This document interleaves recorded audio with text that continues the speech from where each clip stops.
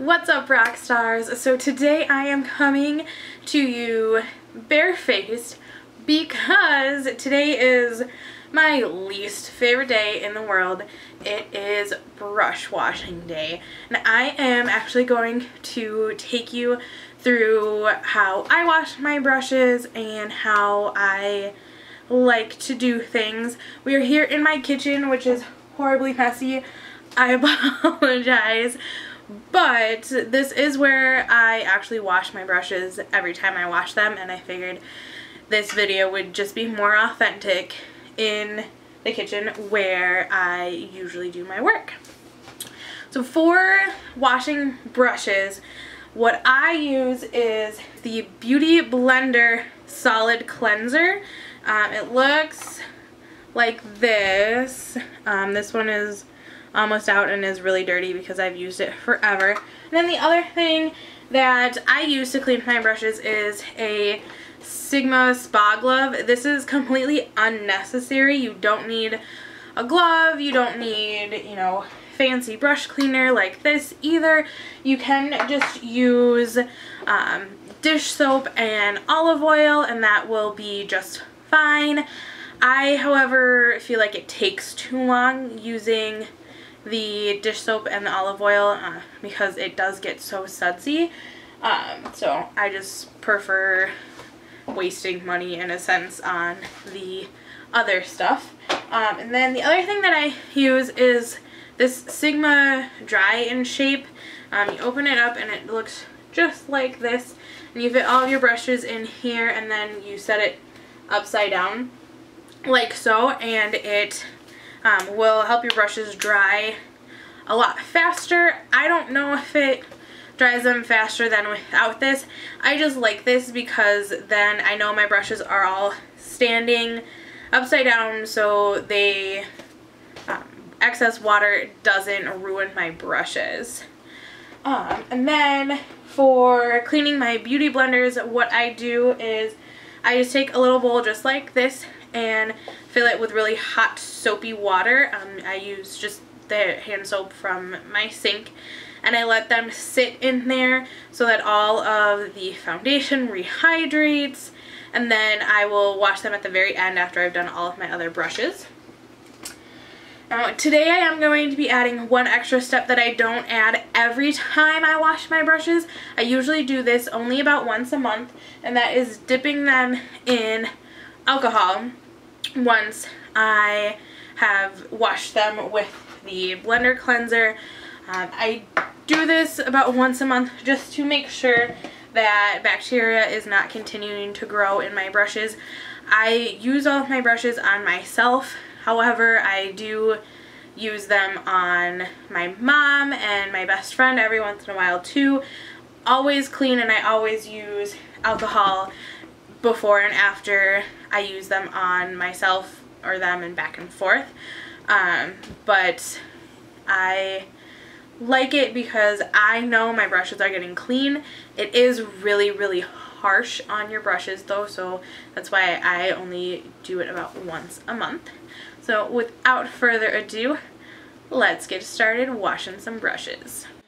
Alright, so first things first, I test the water to make sure that it's really warm but not so hot that I'm going to burn myself. And then I just take one of my face brushes and run it under the water, make sure the whole head of the brush is wet, and then just kind of swirl it around in the blender cleanser until it's nice and saturated, and then we go to work with the spa glove.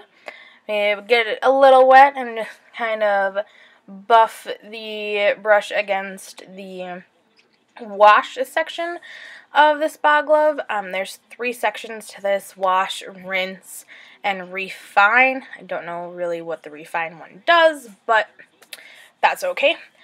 And then we rinse, and then I always with my face brushes go back in a second time and do the wash section again before I rinse, just to make sure that I have gotten all of the product out and all of the soap, and then we will rinse everything off.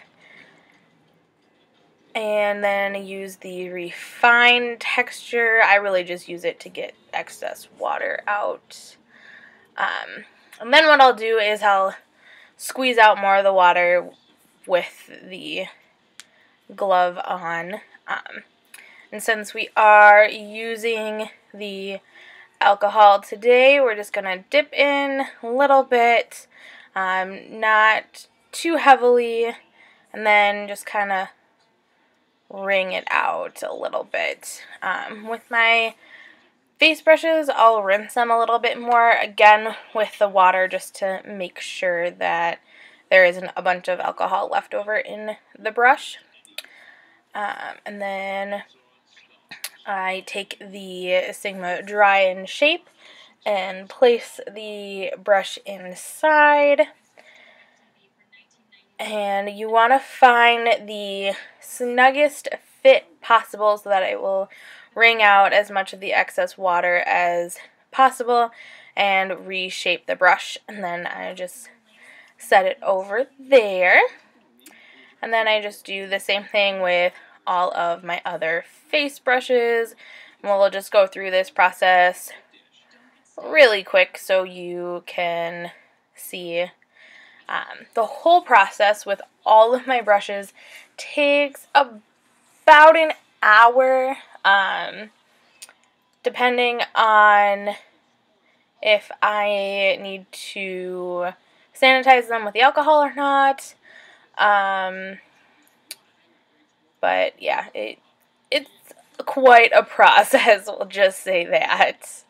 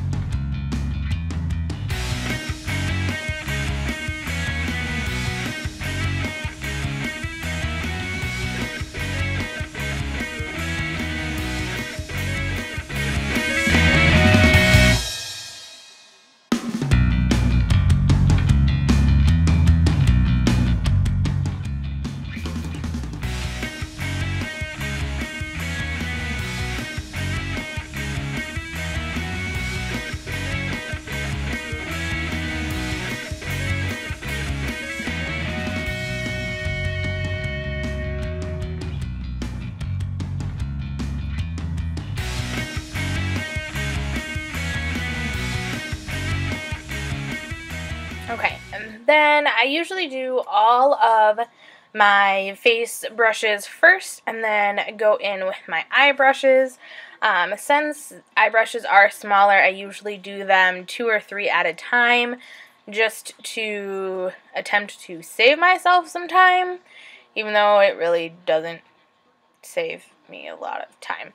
And then we just go and do the same thing that we do with the face brushes, except for I'm using the other side of the glove, as you can see. The Sigma Spa glove is really cool in the fact that it has different textures for different types of brushes. So face brushes have one wash texture and one rinse texture and one refined texture, and then eye brushes have another one, which is really cool. And then I do the same thing with the Dry and Shape after I've dipped into the alcohol, of course.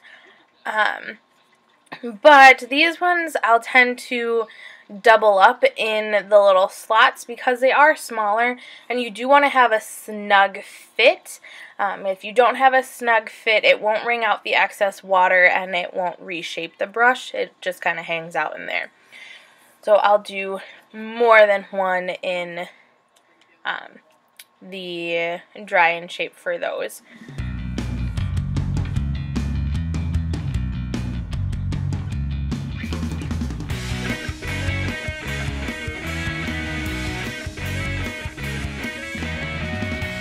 And then sometimes what I'll do, like you just saw, is put the brushes in between, not in a slot, and clip them with a little chip clip. because I have more brushes than what fit in the dry in shape. So the ones that keep their shape really well, I tend to just clip them onto the dry in shape so they still hang upside down, but they don't need to be reshaped. Then, as you can see right now, I'm currently working on a lip brush. You just saw me do an eyeliner brush. Those ones I don't use the spa glove because they're so small that I think it kind of defeats the purpose and adds a little bit extra of a step. So those ones I usually just do with my hands. Moving on to the beauty blenders. Now that they've been sitting for about an hour in the hot water and hand soap solution, I'll take them out and kind of wring them out a little bit, rinse them off, and then I will take the BlenderCleanser solid and use this to clean the beauty blenders as well. What you aren't seeing me do right here is putting them in the alcohol solution. The reason why I'm doing this first instead of second with the beauty blenders is because the alcohol will stay in the beauty blender and will stay absorbed, so I'll use that first and then go in with the cleanser to try and get all the excess alcohol out as well, because you don't want to put that on your face. It can be very, very damaging. And then what we do is just get the beauty blender really saturated with the blender cleanser and just kind of massage it through your hands. Don't worry about like ruining the shape of your beauty blender or like squishing it too much or anything like that. The reason why a beauty blender is such a unique tool is because it will snap back to its shape just like that, like super easily. And that's one of the many, many reasons why I invest the money in the beauty blender instead of the cheaper alternative versions, but we can get into that in another video. So now you can see I've fully cleaned it and no foundation is left. Thanks so much for watching. Love ya!